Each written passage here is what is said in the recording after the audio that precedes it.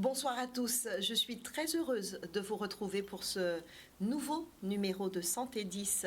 Ce soir, nous allons parler de la trisomie 21 et pour le faire, des invités de qualité comme à l'accoutumée.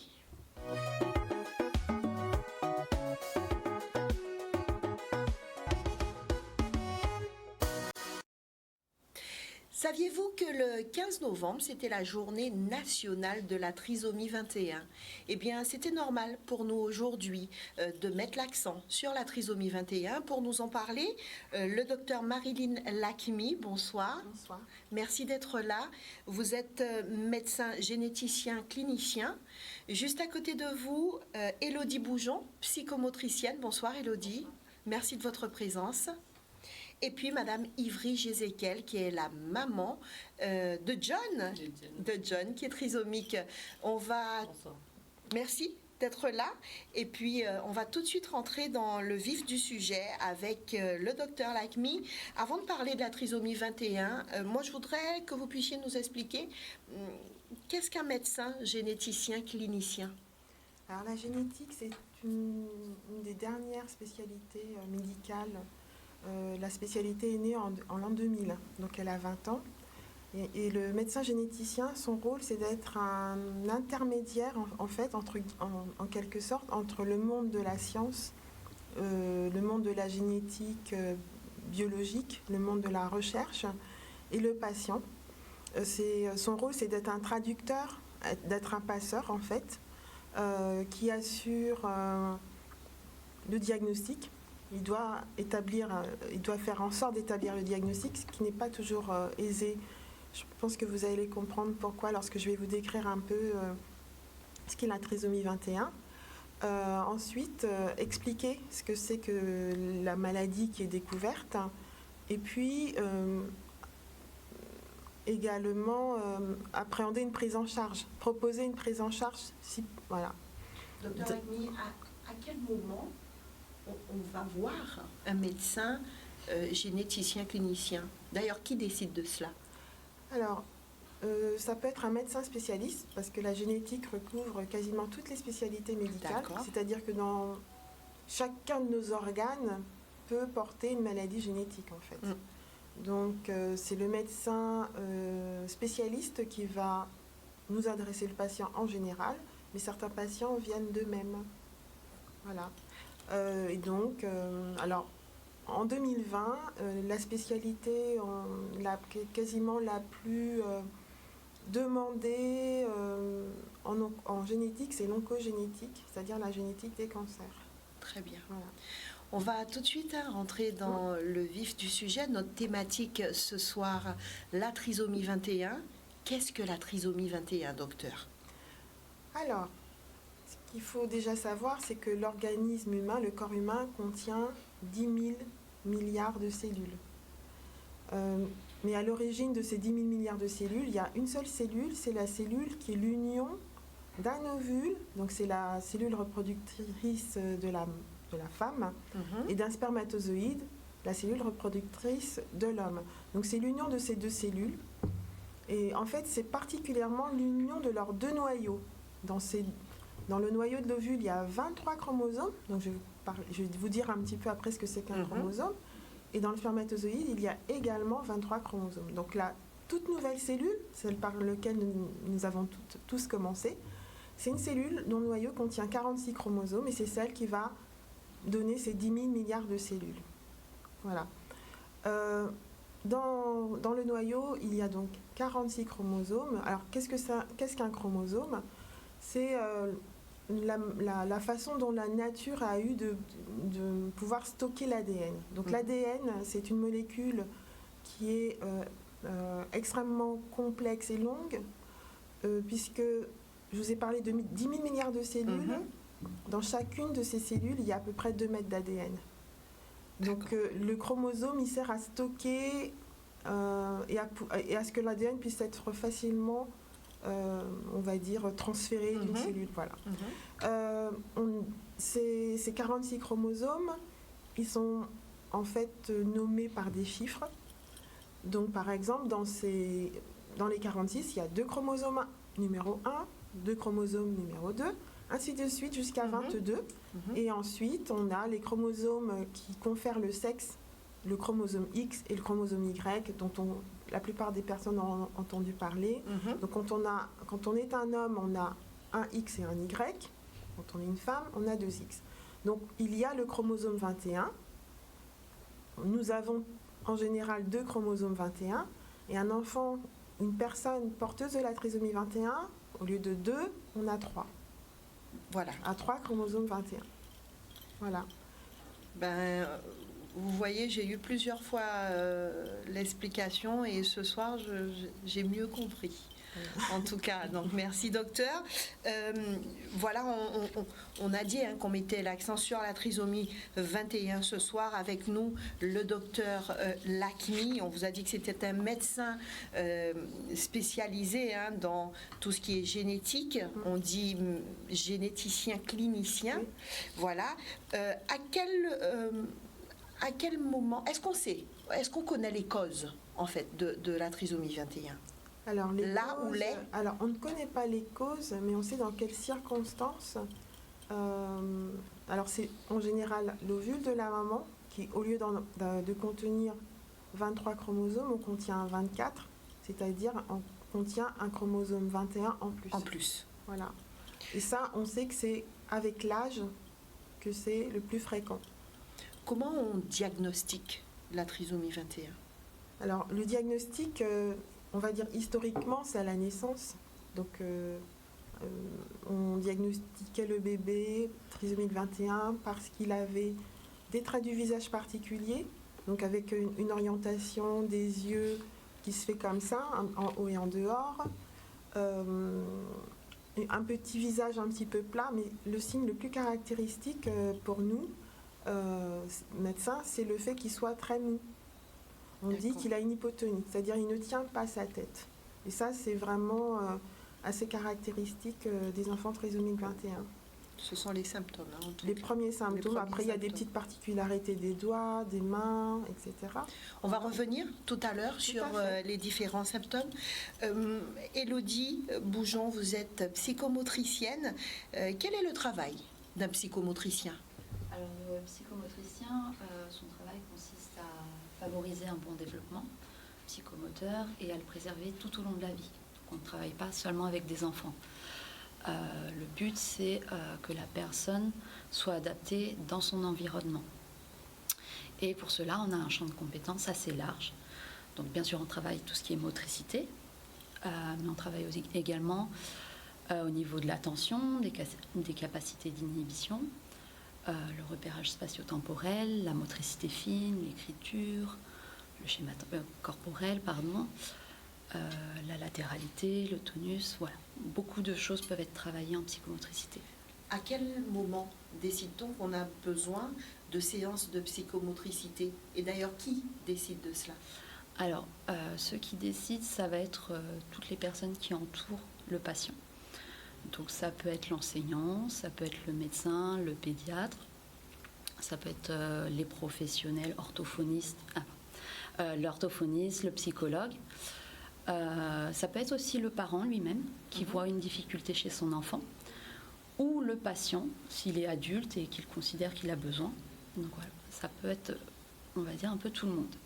Il n'y a pas un âge pour être suivi par le psychomotricien? Non, le psychomotricien peut travailler autant avec les nourrissons qu'avec l'enfant, l'adolescent, l'adulte ou les personnes âgées.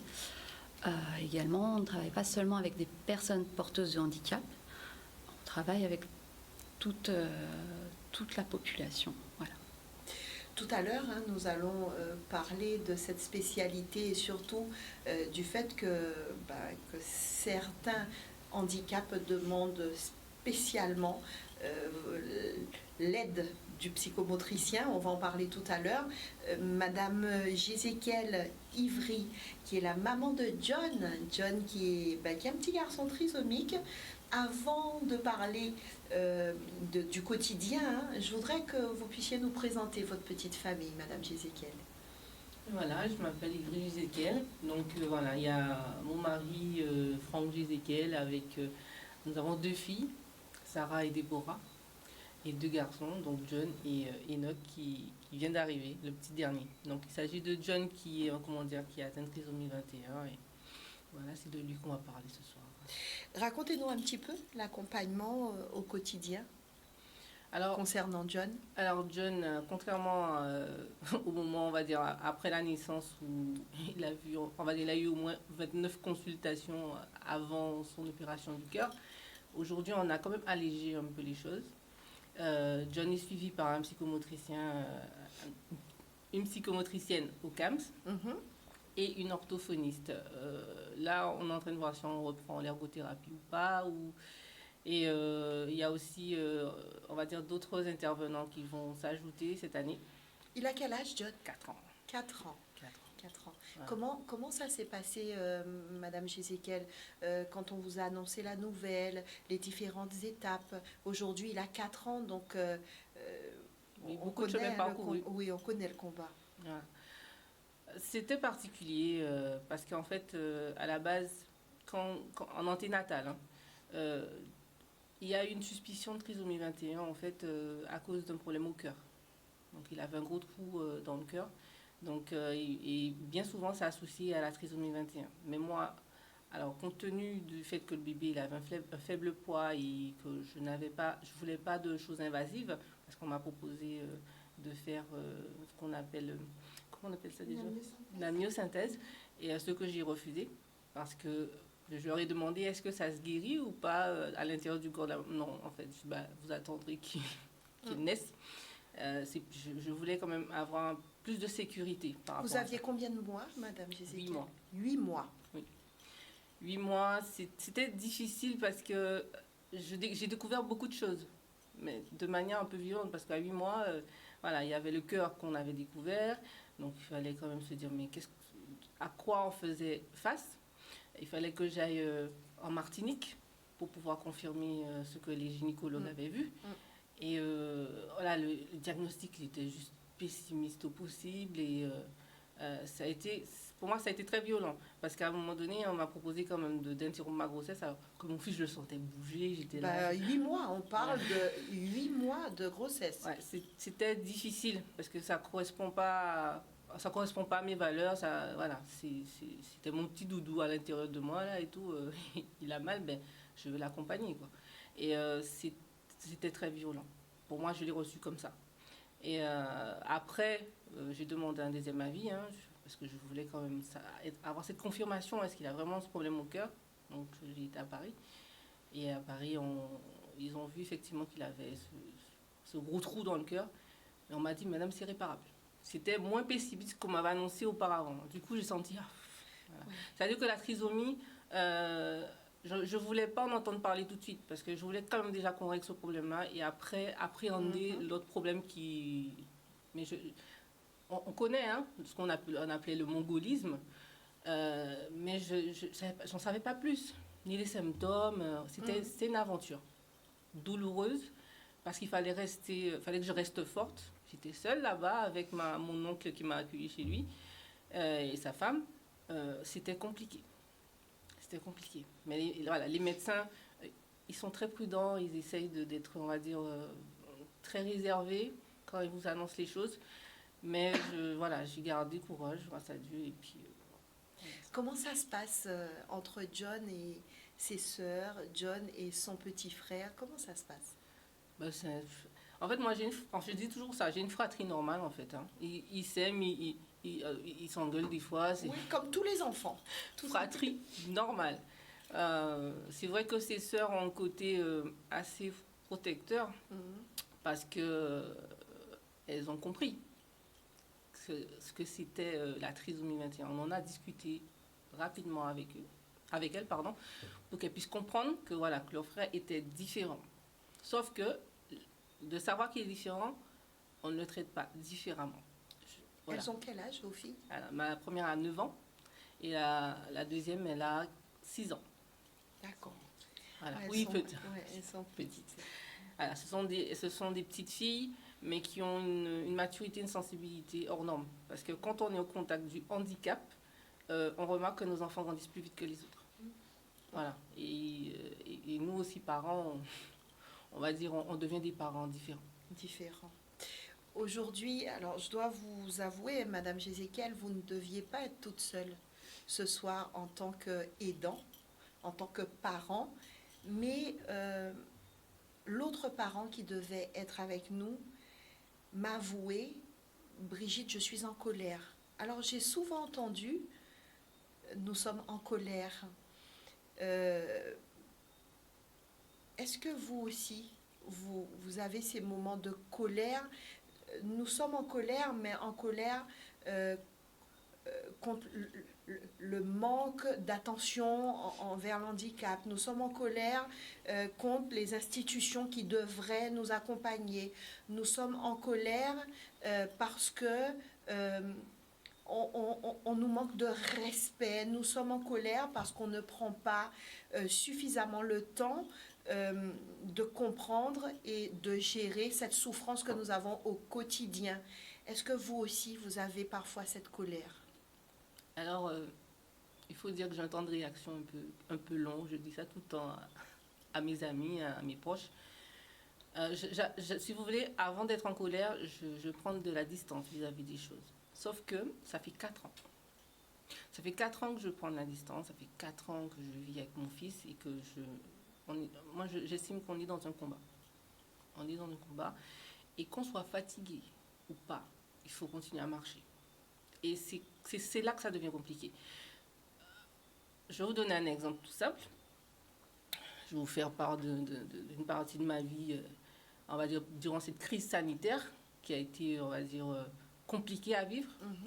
En fin 2019, début 2020, j'ai été malade. Après, en même temps, j'étais enceinte. Mais c'était compliqué à gérer parce que je suis, on va dire, l'aidante principale de John. Mon mari, il est là. Il fait comme il peut. Il bataille aussi. J'ai ma mère qui m'aide. J'ai un contingent international autour de moi. On est tous mobilisés. Sauf que là, à cause de la crise sanitaire, à un moment donné, il fallait faire distanciation sociale. Donc c'était compliqué. Je devais refaire le dossier MDPH de mon fils. Et puis j'entends le président qui dit, mais écoutez, on va prolonger sans que vous ayez à avoir à faire quoi que ce soit. On prolonge, on va dire, le complément, pour le complément AEH, pour aussi l'AEH de base, on prolonge pendant 6 mois. Je me dis, mais Seigneur, super, parce que je suis épuisée, je n'arrive même pas à mettre un pied devant l'autre, même pas à ouvrir un livre et puis me dire que je vais me poser et écrire quelque chose. C'était très, très compliqué. C'est pour ça que les aidants, à un moment donné, vous savez, en Guadeloupe, nous sommes des femmes fortes, on essaie de dire bouton-miton, etc. Mais à un moment donné, votre corps, il vous lâche. Donc après 4 ans, mon corps m'a lâché. Donc j'avais un corps, voilà, qui m'a lâché. Donc quand le président a dit ça, je me suis dit, ah, super. Super. Eh bien non, pas super. Parce que je me suis rendu compte que la CAF, ils n'étaient pas au courant. Alors j'ai appelé. Ils ne sont pas au courant. J'ai fait des mails. J'ai eu des réponses de robots qui me revenaient. Oui, on va transmettre votre dossier. Oui, les phrases toutes faites là qu'on voilà, reçoit. Exactement. Je me suis déplacée à 8 mois de grossesse. Sciatique, j'avais la totale. Mon mari qui est dans la voiture, avec les enfants, en train de m'attendre. Distanciation sociale, on est obligé de tout faire ensemble. J'arrive, j'étais reçue par des gens adorables.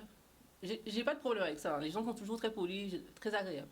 Sauf que quand moi je viens de dire, mais écoutez, vous savez, le président il a mis ça en place, il y a une ordonnance qui est sortie, je comprends pas que ça n'a pas été mis en place. On me demande une notification. Je dis, mais non, on n'a pas besoin, puisque voilà, l'administratif, on s'en passe, puisqu'on est en crise sanitaire. La personne comprend, elle note. Bon, je sors de là, je me dis, bon, écoute, ça va être réglé. Parce que nous, parents aidants, il y a un calendrier. On nous appelle à un moment donné pour nous dire, bon, mais voilà, madame Zélikel, votre enfant va commencer à tel moment de sa thérapie. Voilà. Il faut qu'on soit prêt.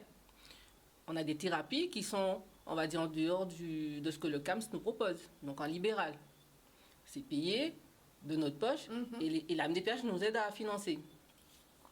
Mais Cette aide-là, elle est coupée entre-temps pour John. Hein. Madame Zabarel, j'ai attendu. Alors, j'étais en juin, en juillet, août. Toujours même réponse. Hein. Je suis les affaires. Septembre, octobre. C'est début novembre qu'on a régularisé tout ce qu'il fallait pour John. 6 mois plus tard. C'est-à-dire le délai de 6 mois où je devais me mettre en sécurité avec mes enfants, c'est là qu'on a répondu. Alors je ne sais pas si c'est par rapport au fait que j'ai appelé handicap.gouv, parce qu'en sur handicap.gouv, vous avez un numéro de téléphone où vous pouvez parler du problème. Et là je dis, mais monsieur, je suis fatiguée. Je suis épuisée. Je suis une maman. Je dois m'occuper de mon fils. On m'a octroyé des choses. Le gouvernement nous donne des choses. Et là, je ne peux pas le recevoir. Je dois mettre en branle des thérapies. Parce que des fois, ce qui se passe, c'est que les parents, c'est eux qui mettent en branle certaines thérapies. Parallèlement, parce qu'il faut savoir une chose, c'est qu'on va proposer certaines choses en Guadeloupe, mais il y a d'autres choses que vous n'aurez pas. Parce que ça ne se fait pas, tout simplement. Je prends un exemple. Nos enfants doivent être pris précocement. Pourquoi? Parce que, voilà, à cause de ce qu'ils appellent la déficience intellectuelle, il faut une stimulation en amont qui vienne, on va dire, ce qu'on va leur présenter normalement peut-être au CP, non, il faut les présenter peut-être 3-4 ans avant. Ce sont des choses qui sont, on va dire, quasi inexistantes ici, on va dire adaptées, comme à l'international, quand vous allez aux États-Unis, vous irez au Canada, ou on va dire au Royaume-Uni, vous aurez une prise en charge, mais un truc entre guillemets, comme disaient les jeunes, de malade, quoi. C'est une bonne prise en charge qui fait en sorte que l'enfant, très tôt, il va essayer de développer un langage, on va dire, intelligible. Très tôt, il va rentrer dans la lecture. Très tôt, en fait, il y a quelque chose d'ambitieux. Aujourd'hui, en tant que parent, on ne peut pas se permettre de ne pas être ambitieux. C'est pas parce que notre enfant est handicapé qu'on ne veut pas des choses ambitieuses pour nos enfants. On ne peut pas être tout le temps dans le superficiel. C'est pas possible. Surtout maintenant, 21e siècle, on n'a pas le choix. On a une évolution technologique, etc. On a tout à portée de main. Donc, quelque part, ce que j'ai envie de dire à ces institutions, hein, que ce soit CAF, MDPH, il y a une souffrance des aidants qui est, on va dire, notable. Moi, je suis un aidant et j'aurais aimé quand même la dignité de la personne, la dignité de l'aidant. Parce que le plus souvent, moi, mon fils, il a 4 ans, il ne peut pas encore se défendre. Il ne peut pas encore dire oui, mais j'ai le droit de. Moi, je le dis pour lui. J'aurais aimé à ne pas avoir à prendre tout le temps cette casquette-là pour aller au combat et tout, etc. et de me battre. Depuis 2018, Mme Zabarel, j'ai déposé un dossier.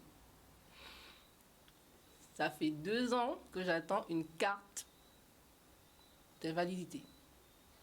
2 ans. 2 ans. 2 ans. Madame Gisèle, comment ça se passe pour l'accompagnement éducatif de John? Alors, ça dépend.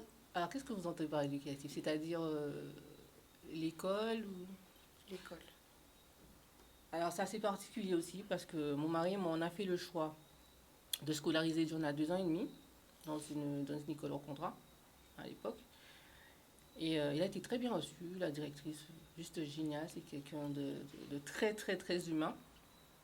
Dans une classe Montessori, avec beaucoup d'activités Montessori. Donc des activités qui sont là pour rendre l'enfant autonome. Donc John a développé effectivement pas mal de compétences et tout au sein de cette école-là. Sauf que, comme je le disais, et comme on en parlait aussi avec sa maîtresse et intervenant, à un moment donné, c'est insuffisant. Pourquoi? Parce que moi, je n'avais pas d'AESH. Mon école était une école hors contrat. Donc, quand vous décidez de mettre votre enfant dans une école hors contrat, il faut savoir une chose, vous n'aurez pas, de la part de l'État, l'aide d'une personne pour pouvoir accompagner votre enfant.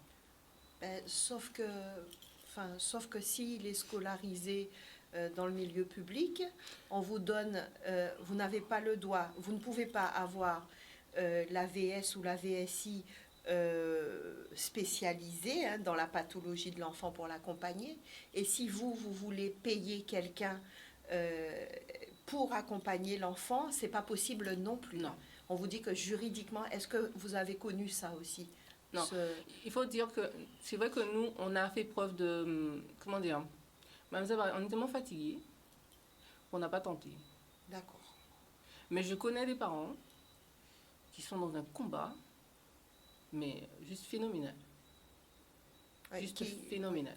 qui finissent même par scolariser leur enfant à la maison et c'est peut-être pas ce qu'il faut parce que quand on est déjà différent, on a besoin d'être avec les autres parce que souvent c'est grâce à l'imitation qu'on arrive un petit peu à aller plus vite et à aller mieux. Docteur Lakmi, est-ce qu'on peut revenir sur les symptômes de la trisomie 21? On a commencé tout à l'heure à en parler et on n'est pas rentré dans les détails. D'accord. Donc, alors, en fait, je dirais qu'il y a deux types de symptômes, entre guillemets. Il y a d'abord, à la naissance, on va faire un bilan. On va rechercher justement si cet enfant n'a pas de malformation, puisque la plupart des enfants, je pense plus de 80%, ont au moins une malformation. Les plus fréquentes sont les malformations cardiaques, comme le disait Madame Jézéquel. Donc ce gros trou au milieu du cœur qui est un canal atrioventriculaire, peut-être, c'est ça. Donc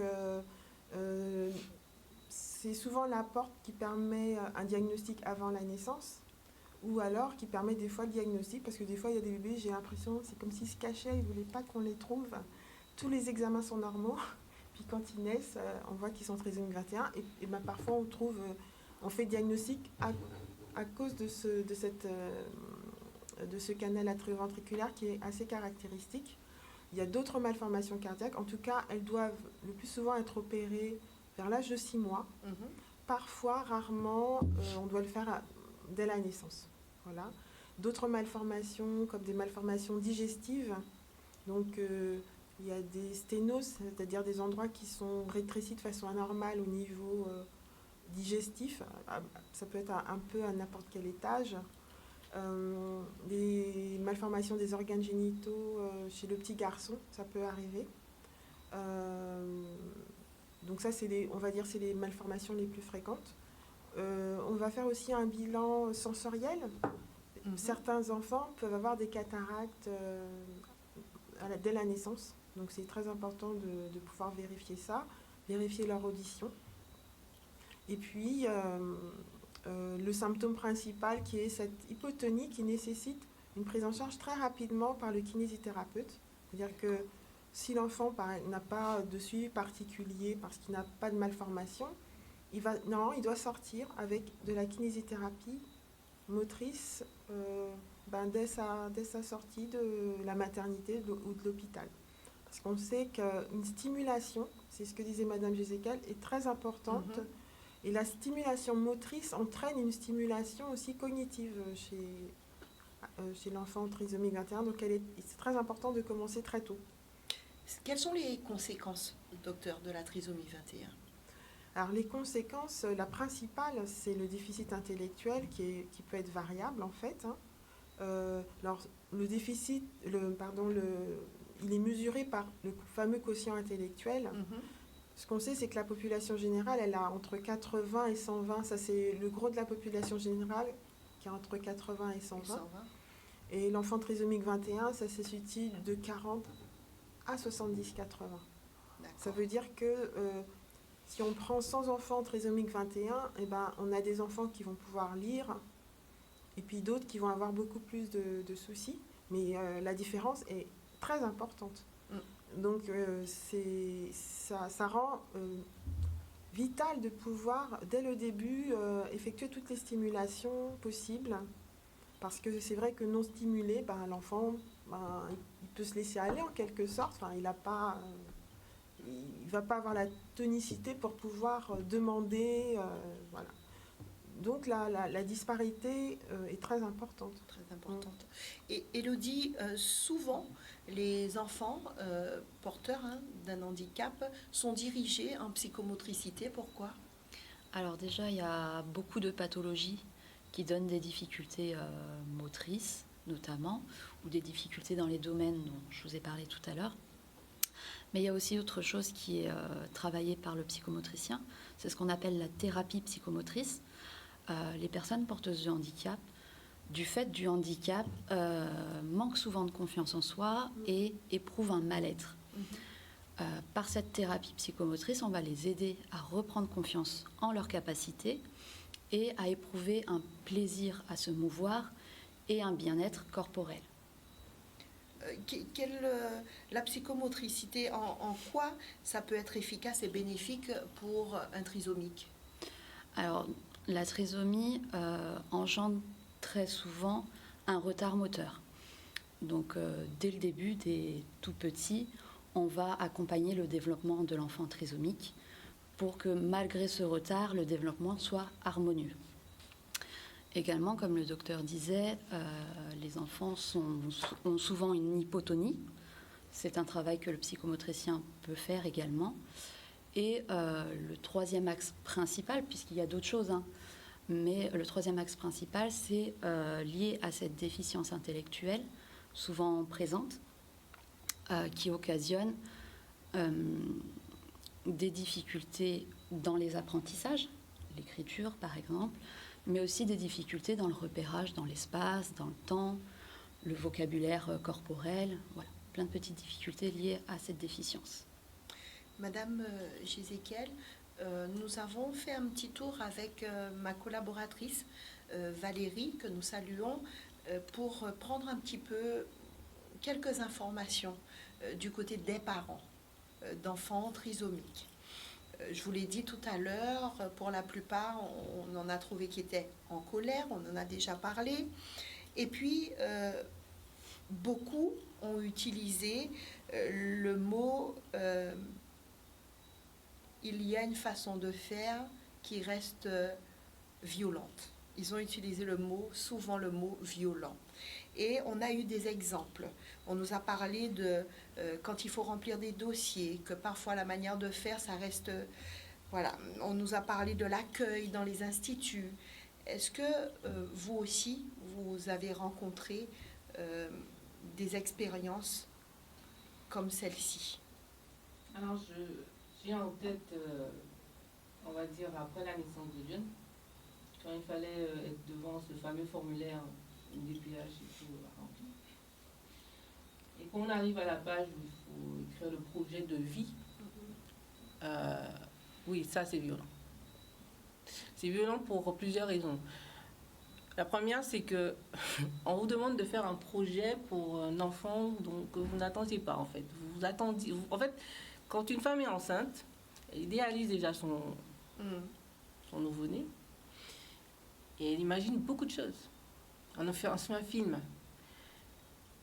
Et quand le diagnostic tombe avec le handicap, faire un projet de vie pour un handicap déjà qu'on connaît peut-être à peine, un enfant qu'on va devoir, on va dire, accompagner. L'amour, comment dire, en ce qui me concerne, moi, j'ai pas de problème pour aimer mon fils. Dieu merci. Mais il y a des témoignages qui sont très violents, des mamans qui atterrissent en psychiatrie, parce que c'était difficile. Moi, j'ai pas eu ça grâce à Dieu. Sauf que, vous savez, Mme Zabaré, je suis restée devant cette feuille et puis un blanc. Je ne savais pas quoi écrire. Donc ça, pour moi, ça a été violent. Ça peut être simple pour certaines personnes, mais ça, pour moi, ça a été violent. Après, il y a le côté... il y a cette expérience-là, une fois où j'avais pris sur moi pour écrire au Pôle emploi. Je leur expliquer, bon, écoutez, j'essaie de trouver du travail, certes, mais j'essaie de trouver un travail en adéquation avec ma situation actuelle. Parce que mon fils est handicapé et puis il faut que j'explique au futur employeur, bon voilà, j'ai ça à gérer. Et j'avais expliqué, parce qu'à un moment donné, moi, dans mon précédent travail, j'avais laissé le travail et puis j'avais expliqué ma situation et qui était compliquée. Et il fallait qu'on me redonne mes droits, il fallait entre-temps. Et j'avais eu cet appel d'une personne qui a même fait la démarche de m'appeler, et qui me disait, mais madame, c'est émouvant tout ce que vous me dites dans votre courrier, mais ça ne me sert pas à instruire votre dossier. Oh là là. Ça me sert. Alors écoutez, j'ai écouté cette personne, j'ai compris ce qu'elle me disait, parce que quand même, on nous apprend quand même qu'il y a des lois, qu'il y a des ordonnances, donc ils ne peuvent pas aller outre de ce qu'ils ont. Oui, mais là aussi, ça reste violent. Voilà, tout simplement. Alors dites-vous bien que quand elle me parlait, elle n'entendait pas mes pleurs, mais quand j'ai raccroché, je suis restée 1 heure à pleurer. 1 heure. Et pourtant, je vous assure, je suis pas une personne, on va dire, qui pleure facilement.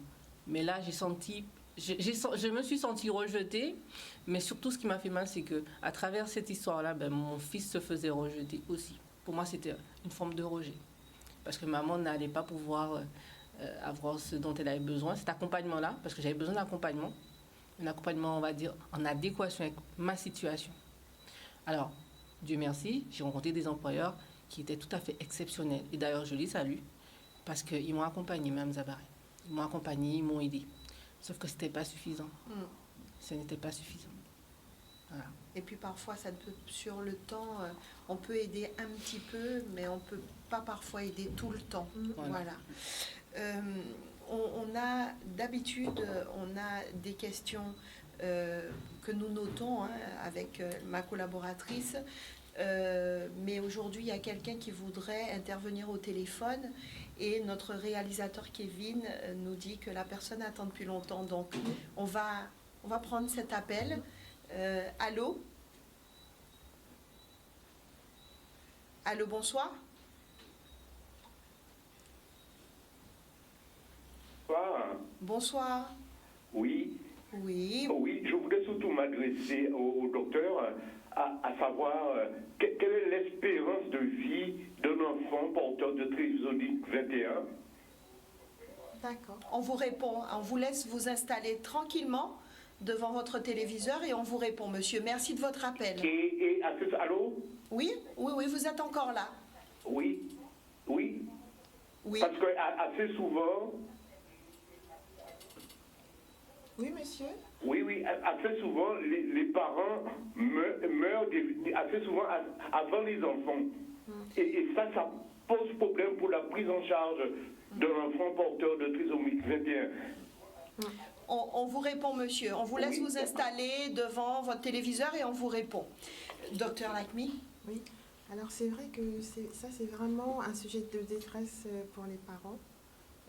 Et ça peut faire l'objet, justement, d'un projet de vie. C'est-à-dire se dire qu'est-ce que je mets en place pour que mon enfant puisse être autonome quand moi je vais partir. Alors, les personnes trisomiques, porteuses de trisomie 21, elles vivent très longtemps maintenant, puisque on a un système de santé relativement efficient. Donc, autant avant, les personnes pouvaient décéder de leur cardiopathie, de leurs problèmes. Ils peuvent avoir des hypothyroïdies, par exemple, qu'on doit rechercher de façon attentive. Il y a des complications aussi au niveau des cervicales qui doivent faire l'objet d'un examen annuel parce que ça peut conduire à une compression médulaire. Donc, lorsqu'il y a cette surveillance annuelle fine, les personnes peuvent vivre jusqu'à l'âge de 60-65 ans. En revanche, il y a un point qui est très important, c'est que les enfants trisomiques 21, à un certain moment de leur évolution, ils vieillissent beaucoup plus vite qu'une personne normale. C'est-à-dire qu'on peut considérer qu'à l'âge de 40 ans, ils ont peut-être l'équivalent de 65 ans. D'accord. C'est-à-dire que vers l'âge de 40 ans, alors ça c'est des notions qui sont un petit peu nouvelles, on va dire. Maintenant on sait que dès l'âge de 40 ans, il faut faire un bilan pour prévenir le vieillissement. Donc un bilan gériatrique en fait. Faire un bilan neurocognitif, vérifier tout ce qui est vasculaire, voilà, parce qu'on sait que le vieillissement peut être accéléré en quelque sorte. Voilà. Madame Jézéchiel, on a beaucoup de parents qui nous ont parlé de choses utiles qu'il faut, mais qu'on ne trouve pas en Guadeloupe et qu'on est obligé d'aller chercher aux États-Unis. Vous pouvez nous en dire plus ? Ah oui, tout à fait. Par exemple, alors John, il a eu beaucoup de problèmes pour s'alimenter correctement. Du coup, il a fallu faire venir des États-Unis des outils, on va dire, pour pouvoir stimuler la partie orofaciale pour John, mais qui se trouvait là-bas. Parce que moi, quand j'ai essayé de faire venir depuis la métropole, il ne livre pas en Guadeloupe. Okay. Donc, voilà, pour un site français. Alors, je me suis retournée vers les États-Unis qui livraient. C'est compliqué. Parce que vous allez sur un site anglais, il faut bien savoir vous diriger et tout. Bon, après, avec un petit peu on va dire un anglais basique, ça va. Sauf que le coût de l'acheminement, la douane. Parce que des fois, la douane, ils ne vont pas se dire bon, ben, c'est pour un enfant handicapé, donc on ne va pas le taxer. Non. Si vous avez de la chance, ça passera. Si vous n'avez pas de chance, vous faites taxer. Il y a beaucoup de produits comme ça et qui sont très chers. Donc, c'est très compliqué pour les parents, effectivement, à ce niveau-là. Moi, je fais venir des produits des États-Unis, du Royaume-Uni aussi, parce que malheureusement, c'est eux. C'est eux, hein, les précurseurs en la matière. Ils ont comment dire, des années de recherche là-dessus. Et je vous assure, quand moi j'ai fait venir les produits des États-Unis pour pouvoir faire la stimulation de John, il a mangé. Je vous dis, Mme Zabarel, je passais 4 heures à alimenter mon fils pour un petit pot comme ça. Il mange maintenant. C'est un bon mangeur. Et pour boire, pas trop. Pour l'eau, c'était pareil. C'était à la cuillère. C'était compliqué. Oui. J'ai acheté un petit produit comme ça et tout, dont je dirais le nom, mais c'est mon petit produit fétiche, avec une petite paille. Et l'enfant ne buvait pas la paille. Hein. C'est difficile pour eux de comprendre déjà le concept de la boisson. Voilà. J'ai fait, le jour où j'ai reçu, j'ai utilisé, l'enfant il est devenu un grand buveur de paille, à la paille. Super. Donc maintenant il boit beaucoup d'eau, c'est sa boisson préférée. Donc vous voyez, ça change la vie. Ça change la vie de l'enfant parce que ça évite qu'il atterrisse à l'hôpital parce qu'il ne mange pas. Voilà. Moi, ce que je peux dire, en fait, ce que je trouve, c'est que, en tout cas en France, on a un super système de santé, donc on peut quand même en être content. Le problème, c'est quand même la relation à l'enfant, qui est globalement, en fait, ça, le reflet de ce que vous vivez, c'est, on va dire, c'est puissance 10, ce qu'un enfant normal vit aussi. C'est-à-dire quelque chose qui est quand même pas adapté à l'enfant, en général. Et ça s'en ressent justement, d'autant plus lorsque l'enfant a un problème. On n'est pas une société qui s'adapte à l'enfant. Pas du tout. Les écoles, ça doit marcher droit. Il y a des apprentissages trop précoces, inutiles, etc. quoi. Et donc, du coup, pour l'enfant trisomique 21, voilà, c'est amplifié. Je crois que c'est ça. Alors que dans le monde anglo-saxon, il y a une autre approche et une autre vision de l'enfant. Alors même si à côté de ça, il y a d'autres problèmes. Oui, c'est sûr. Voilà. Alors, on arrive au moment où on a quelques questions d'auditeurs. Alors, on a Clotilde de Capester qui demande au docteur, est-ce que la trisomie 21, c'est héréditaire ? Alors, la trisomie 21, le plus souvent, n'est pas héréditaire. C'est-à-dire que des parents qui ont un enfant trisomique 21 n'ont pas de risque particulier. Enfin, il y a un sur-risque quand même, mais ce n'est pas un risque particulier d'avoir un autre enfant trisomique 21. De temps en temps, on a des parents qui ont une particularité au niveau de leurs chromosomes qui font que leur risque d'avoir un autre enfant trisomique 21 est élevé. Et ça, c'est un examen, le karyotype, qui permet de voir les chromosomes, qui permet de déceler cette prédisposition à avoir un enfant trisomique 21. L'autre versant, c'est que l'enfant trisomique 21, s'il a des enfants, il risque d'avoir un enfant trisomique 21. Là, du coup, ça devient héréditaire à partir de lui. D'accord. On a Marine du Gosier qui demande à la psychomotricienne, vous venez de dire que la psychomotricienne travaille aussi en libéral, comment faire pour la trouver, comment faire pour la contacter ? Alors, il y a un site, l'association guadeloupéenne des psychomotriciens. Vous tapez ça sur Google et il y a l'annuaire des psychomotriciens libéraux de Guadeloupe, voilà, qui est répertorié en fonction du secteur. Du secteur. On a Claude, qui est un monsieur, qui s'adresse, Claude de Sainte-Rose, qui s'adresse à Madame Gézéchiel en lui disant « Je ne sais pas comment vous faites pour joindre les deux bouts, ma femme et moi, on n'en peut plus. » Écoutez, Claude, je ne peux répondre... cette affirmation-là, il résonne tellement fort en moi. Parce que combien de fois où je me suis dit, je n'en peux plus, tout simplement. Mais voilà, l'amour des nôtres qui nous entourent, nous portent, nous aident à aller de l'avant. Et moi, je vous encourage vraiment à aller de l'avant. Si vous êtes fatigué, acceptez une main tendue. Une bonne main tendue, hein. Pas une mauvaise. Mais acceptez une main tendue. Moi, cette année, j'ai accepté que j'étais pas Wonder Woman. Parce qu'on essaye. On se dit qu'on y va. Mais quand le corps nous lâche, eh bien voilà, il faut l'accepter. Tout simplement. On a Clarisse de Capester de Marie-Galante qui demande au docteur Lacmi à quel âge reconnaît-on un bébé trisomique? En général, dès la naissance.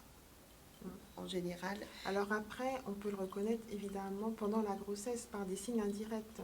Je ne sais pas si c'est à ça qu'elle faisait référence. Donc, on peut faire le diagnostic avant la naissance, et à la naissance, je dirais dans 99,99% des cas, on peut le détecter dès la naissance. Ce soir, on arrive quasiment à la fin de l'émission. Ce soir, j'ai envie qu'on fasse un petit tour de table. Si vous voulez faire passer un message, si vous voulez dire quelque chose. Alors juste avant quand même, Madame Jézéchiel, c'est vrai que le quotidien est difficile, mais il y a aussi de très très bons moments. Ah oui.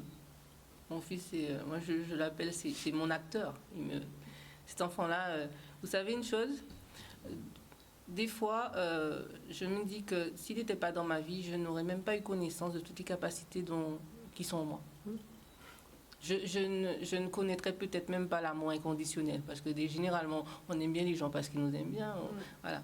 Mais avec John, j'apprends à aimer tout simplement, quoi. À apprécier les moments de la vie. Des fois, je le regarde juste, quoi. On se regarde et puis je me dis, bon, écoute, c'est beau, quoi. C'est beau juste de le voir en vie, de le voir s'épanouir, de voir ses soeurs s'épanouir, de voir mon mari s'épanouir aussi. On vit des moments difficiles, mais pas que. Pas que. Un petit mot de la fin pour tous ceux et celles qui nous regardent et qui nous écoutent. Un petit mot aussi pour les aidants, les autres parents, dans la même situation que vous. Oui, j'ai beaucoup pensé à vous, les aidants. J'ai beaucoup pensé à vous et c'est principalement pour ceux qui sont dans la même situation que je suis là. Parce que je veux vous dire qu'il y a de l'espoir. Il y a de l'espoir. Il faut que nous croyions en nos enfants. Croyez en vos enfants.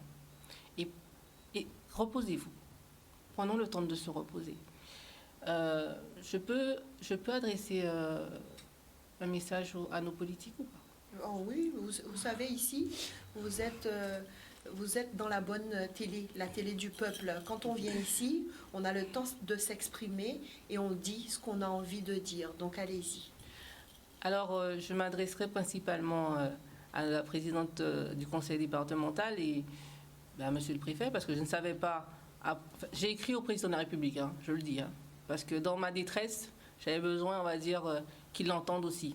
Et il a répondu au bout de 2 jours. Donc, vous pouvez y aller, hein, sur le site du président, vous écrivez vos doléances, ça va vous aider à extérioriser les choses aussi. Donc, en fait, pourquoi je m'adresse à ces 2 autorités? Vous êtes les garants des droits de nos enfants. Vous êtes les mieux placés.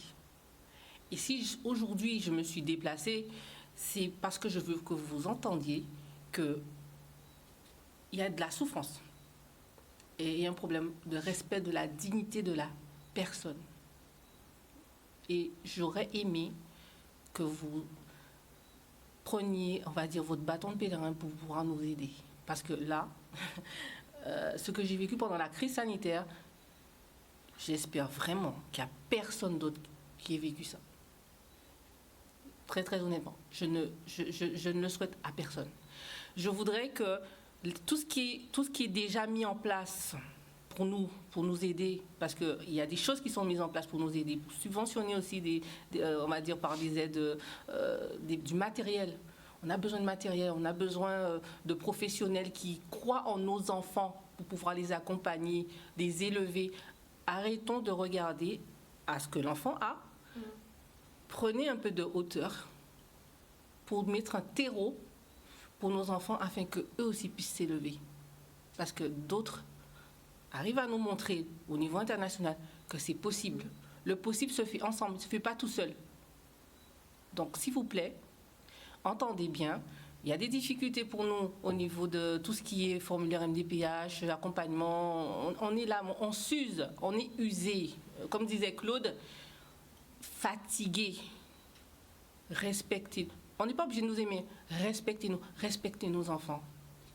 Rien que par le fait que déjà les dispositifs qui sont en place, qu'on les respecte pour que nous puissions avancer sereinement. Je ne suis pas là pour donner de leçons à quiconque, ni raconter ma vie. Ce n'était pas l'intention de ma venue dans cette émission-là, mais de partager avec vous pour que cette société-là, parce que moi, la Guadeloupe, moi, je l'aime, je suis guadeloupéenne, française guadeloupéenne, j'ai envie qu'on avance. Sous nos latitudes, on n'est pas plus bête que les autres. Sous nos latitudes, on peut faire aussi mieux que les autres. Alors, s'il vous plaît, accompagnez-nous. Merci beaucoup, Madame Jézéchiel Ivry. Merci d'être venue. Merci. Élodie, alors la psychomotricité n'est pas tant connue que ça. C'est une spécialité, on en a vraiment besoin. On vient de l'expliquer à travers cette émission. Dans de nombreuses pathologies, ça reste même primordial. Et pourtant, ce n'est pas très, très connu. Qu'est-ce qui explique ce côté peu connu de la spécialité? Alors déjà, c'est un métier qui est plutôt récent. Je ne voudrais pas dire d'erreur, mais c'est dans les années, si je ne me trompe pas, à peu près 80, 70-80, où c'est apparu en France. C'est un métier qui n'existe pas de partout dans le monde. Et également, c'est aussi un métier qui n'est pas remboursé par la sécurité sociale. Donc beaucoup de médecins ne vont pas orienter vers le psychomotricien parce que ça demande aux parents de payer. Effectivement, la MDPH va donner une aide, mais le temps d'avoir les sous de la MDPH, le temps ça demande beaucoup d'investissement. Donc voilà. Merci Émilie, merci Élodie d'être venue. Docteur Like-Me, un petit mot de la fin. Eh bien écoutez, je crois que c'est très important pour un enfant trisomie 21, le suivi médical est extrêmement important. C'est-à-dire il doit accompagner tout ce que peut lui apporter l'environnement familial. Et ça évite justement tout ce qu'on craint en fait. C'est-à-dire que si un enfant trisomique 21, par exemple, a une audition moindre, il peut développer des troubles du comportement, il entend moins bien, il va baisser son niveau de langage. Donc tous les éléments sont importants pour l'amener le mieux possible vers un âge, un âge certain. Donc tout est important dans cette prise en charge. Merci à vous d'avoir participé à cette émission.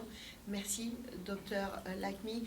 Merci, Élodie Boujon. Merci, Madame Ivry Jézéchiel. Merci à vous, chers téléspectateurs, de nous suivre. Merci d'être là et de nous permettre chaque jeudi de faire cette émission de 20h à 21h.